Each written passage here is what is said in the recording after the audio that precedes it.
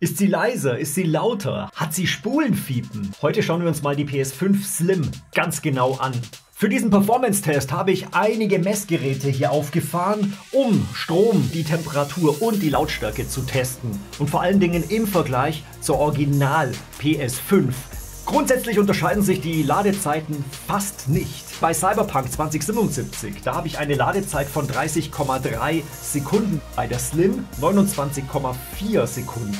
Bei No Man's Sky auch nahezu keine Unterschiede, 16,7 Sekunden bzw. 16,3 Sekunden bis zum Titelbildschirm. Bei Gran Turismo 7, da verkürze ich es um 2,5 Sekunden die Ladezeit, interessanterweise. Bei Alan Wake 2 dagegen, da bleibt die Ladezeit. Was mir auch grundsätzlich mal auffällt, ist, wie schnell die SSD ist. Und das ist aber auch egal, ob bei der Original PS5 oder der Slim. Ich kann alles sehen, Frau Pixel. Was? Wer ist da? Dein Browserverlauf, alles. Ich sehe alle deine Daten. Ich weiß jetzt sogar, wo du wohnst. Okay, das ist jetzt echt scary. Ich installiere jetzt lieber gleich NordVPN. Damit sind meine Privatsphäre, meine Daten, mein Browserverlauf und meine IP-Adresse safe. Warte, was? Wo bist du hin? Ich sehe nichts mehr. Hallo? Tja, mit NordVPN ist jetzt alles sicher. Hätte ich schon längst machen sollen. Und das Beste, ich habe gleich einen 2-Jahres-Vertrag bei NordVPN abgeschlossen, denn da gibt es nämlich einen Amazon-Gutschein von bis zu 30 €. Das Ganze läuft bis zum 9. Januar, also holt euch am besten auch gleich NordVPN, bevor auch bei euch so creepy Typen vorm Fenster stehen. Link findet ihr in der Videobeschreibung. Jetzt kommen wir aber mal zur Lautstärke und das ist ja aktuell ein heiß diskutiertes Thema. Wir haben in der PS5 Slim einen neuen Lüfter, einen dezent kleineren Lüfter, weil wir haben ja auch ein kleineres Gehäuse. Das ist ein Lüfter mit 115 mm Durchmesser statt 120 mm und der besitzt 19 Schaufeln. Und das ist auch wieder anders wie bei den Vorgängermodellen, denn da hatten wir im Urmodell noch 17 Schaufeln und bei den späteren Modell 23 Schaufeln.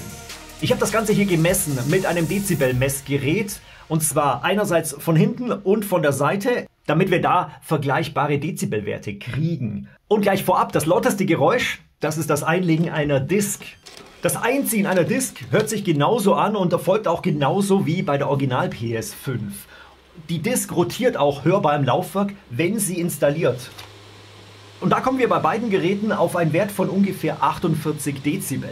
Moment, jetzt sagt ihr natürlich, hey, ich habe doch was gehört von Spulenfiepen. Ja, das ist richtig. Das Phänomen Spulenfiepen haben wir ja schon seit dem PS5-Start 2020 am Start. Was ist Spulenfiepen? Das ist ein metallisches Geräusch, das entsteht, wenn elektrische Bauteile, vor allen Dingen dabei Spannungsregler, zu vibrieren beginnen. Das heißt, ein Magnetfeld bildet sich, wenn Strom durch diese Komponenten fließt und diese Vibration an der internen Verdrahtung, die sorgt für Reibung und das erzeugt eben dieses unangenehme Geräusch. Spulenfiepen gibt es bei jedem Elektrogerät, aber meistens ist es nicht hörbar. Aber bei der PS5 teilweise schon. Und jetzt kommt's interessant. Diese PS5 Slim hier, die hat kein Spulenfiepen. Anders als andere Testgeräte, beispielsweise bei Dr. Unbox King. Da hat die PS5 Slim wohl ein stärkeres Spulenfiepen. Was ich allerdings höre an der PS5 Slim ist der Lüfter. Um das Ganze mit dem Lüfter mal zu verdeutlichen, halte ich mal direkt das Mikrofon dran, wenn ein Spiel startet.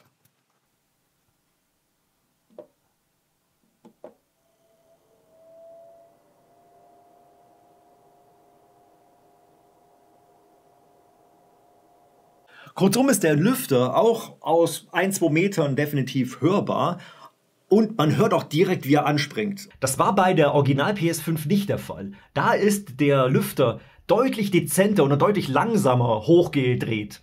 Das ist natürlich auch etwas, wo man glaubt, dass die PS5 Slim deswegen lauter ist. Beispiel wiederum Cyberpunk 2077 im Stresstest. Da haben wir bei der Original PS5 Messwerte von 43 Dezibel bzw. 42,5 Dezibel.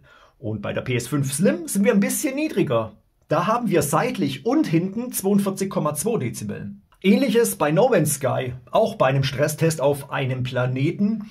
Da habe ich bei meinem Original PS5 Modell 43,3 Dezibel, seitlich 42,5 und bei der PS5 Slim 42 Dezibel. No Man's Sky ist übrigens der Härtetest für Spulenfiepen. Bei diesem Spiel hört ihr das Spulenfiepen am ehesten. Vor allen Dingen, wenn ihr auf einem Planeten seid. Bei der Original PS5 höre ich hier ein deutliches Spulenfiepen.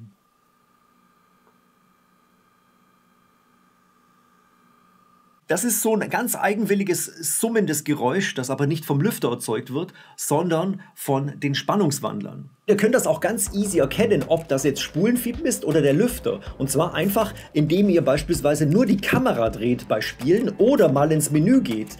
Beim Spulenfiepen merkt ihr sofort eine Veränderung. Wenn es der Lüfter ist, der braucht das mal ein bisschen, bis er hochdreht, bis er runterdreht. Das hört sich anders an. Vor allen Dingen, wenn ihr auf einem Eisplaneten seid, mit viel Helligkeit in der Umgebung, da hört man eher das Spulenfiepen. Und das höre ich definitiv an der Original PS5, aber an der PS5 Slim interessanterweise nicht.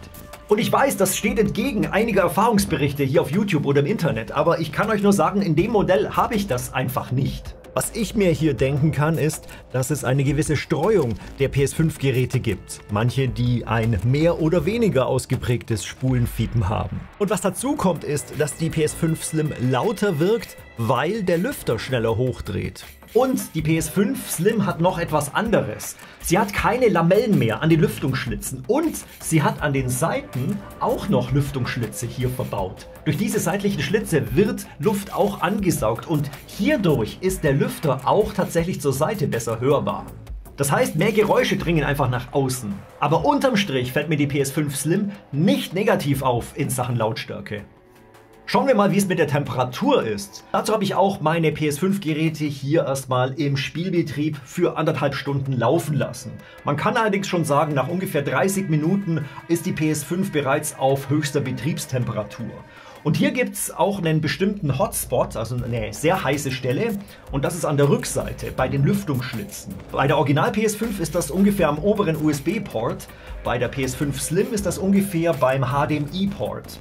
Allerdings bei der PS5 Slim habe ich das Gefühl, dass die Hitze dort besser verteilt wird.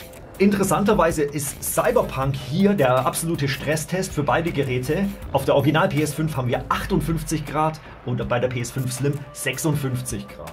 Hier ist natürlich eine gewisse Fehlertoleranz drin, weil sich der Hotspot natürlich ein bisschen verteilt und es ist teilweise echt schwierig, die heißeste Stelle zu finden. Nichtsdestotrotz, beide Geräte führen die Wärme gut ab und eigentlich ist es ja fast schon gut, wenn hinten eine höhere Temperatur rauskommt, denn dann wird mehr Wärme natürlich abgeführt. Weiter zum Stromverbrauch. Hier gibt es die deutlichsten Unterschiede. Vor allen Dingen im Vergleich zur Original PS5, also dem 1016er Modell. Denn es ist so, die neueren Revisionen, die 1116 und die 1216, die hatten bereits einen verbesserten Stromverbrauch. Das spiegelt sich in der PS5 Slim auch wieder. Aber wir vergleichen das mal direkt. Auch wiederum mit Cyberpunk 2077. Da habe ich einen durchschnittlichen Verbrauch von 233 Watt auf der Original PS5 und von 220 Watt auf der PS5 Slim. Ganz ähnliche Werte gibt es bei No Man's Sky mit 235 bzw. 228 Watt und auch bei Gran Turismo 7. Hier ist der Verbrauch ein wenig niedriger, vielleicht mit 220, 230 Watt bei der Original PS5 und bei der Slim 210 Watt. Das heißt, wir haben ungefähr 10 Watt geringeren Stromverbrauch. Dasselbe passiert auch im Systemmenü. Da ist natürlich der Stromverbrauch erheblich geringer als im Spielbetrieb. Bei der originalen PS5 geht bei mir der Stromverbrauch ungefähr auf 60 Watt runter und bei der PS5 Slim ungefähr auf 50 Watt. Ist jetzt die PS5 Slim besser oder nicht? Ich würde sagen, sie ist ein wenig verbessert worden, vor allen Dingen wegen dem Stromverbrauch. Im Vergleich zum Startmodell habt ihr ungefähr 10 Watt weniger Verbrauch. Das ist etwa 5% effizienter und das schlägt sich auch tatsächlich natürlich auf euren Stromverbrauch nieder. Der Lüfter ist interessanterweise genauso laut bei der Messung, obwohl er subjektiv lauter ist. Das könnte natürlich auch damit begründet sein, dass der Lüfter in der PS5 Slim eine höhere Frequenz hat, wenn er hochdreht. Und er ist eben deutlicher hörbar, wenn er hochdreht. Und als letztes Detail, was an der PS5 besser ist der Festplattenplatz. Die SSD ist 155 GB größer. Das reicht für vielleicht 3 Spiele oder ein halbes Call of Duty. Und beim Spulenfiepen? Also da kann ich gar nicht meckern. Wie gesagt, dieses Modell hat keinerlei Spulenfiepen, selbst beim Härtetest mit einem No Man's Sky, was bei meinen anderen PS5-Geräten deutlich hörbar ist, vor allen Dingen bei der PS5 Digital und auch bei der Original PS5. Braucht ihr jetzt eine PS5 Slim? Nö. Wenn ihr eine PS5 habt, bleibt bei der PS5, da ist alles easy. Aber wenn ihr euch eine neue kaufen solltet, dann solltet ihr definitiv überlegen, euch lieber doch eine Slim zu holen. Es sei denn, es ist eine Original PS5 im Angebot, dann greift ihr besser zu dieser.